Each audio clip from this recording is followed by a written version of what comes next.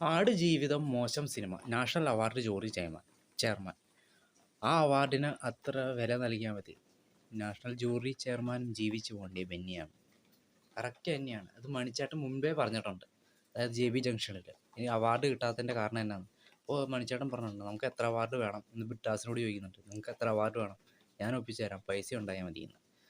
പിന്നെ ഷൈൻ ടോം ചാക്കോയും പറഞ്ഞിരുന്നു ഒന്നൊരു തന്നെ മറ്റേ കുറുപ്പിലെ സഹനടനുള്ള ക്യാരക്ടർ, ആ ക്യാരക്ടറിന് അന്ന് കിട്ടാത്ത എന്താണെന്ന് ചോദിച്ചപ്പോൾ പുള്ളി പറഞ്ഞ സ്വഭാവ നടനുള്ളതല്ലേ, കള്ളു കുടിച്ചെടുക്കുന്ന ആൾക്കാർക്ക് കിട്ടില്ലല്ലോ എന്ന രീതിയിൽ അദ്ദേഹം പരിഹസിച്ച് തള്ളിയതായിരുന്നു. അത് കറക്റ്റായിട്ട് ആ കണക്കുകൾ തന്നെ അയാൾ നിരത്തിയിരുന്നത്. അന്ന് അദ്ദേഹം ഇച്ചിരി മയക്കുമരുന്നിൻ്റെ ഒക്കെ ഇതായിരുന്നു. അന്ന് ഈ രീതിയിലൊക്കെയാണ് പുള്ളി പറഞ്ഞത്, കറക്റ്റൊക്കെ തന്നെയായിരുന്നു. ഇപ്പോഴത്തെ അവാർഡ് എന്ന് പറഞ്ഞാൽ എന്ത് ഓപ്പറാത്തരം കാണിക്കുന്നതാണ്. അതിലൊന്നാണത് ഈ ജവാന് ഷാരൂഖ് ഖാന് കൊടുത്തേക്കുന്നത്. ഒരു ആക്ഷൻ മൂവിയിലെ ഒരു ഹീറോയ്ക്ക് എന്തിനാണ് ഇത്ര അവാർഡ് കൊടുത്തതെന്ന്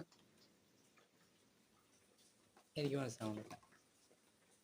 എന്തെങ്കിലും ആവട്ടെ, അവർക്കും ജീവിച്ചു പോകണ്ടേ, പറഞ്ഞിട്ടിപ്പോൾ കാര്യമില്ല. ഇപ്പം എന്ത് തോന്നിയാസം കാണിച്ചാലും അവാർഡ് കൊടുക്കാൻ അവരുണ്ടല്ലോ.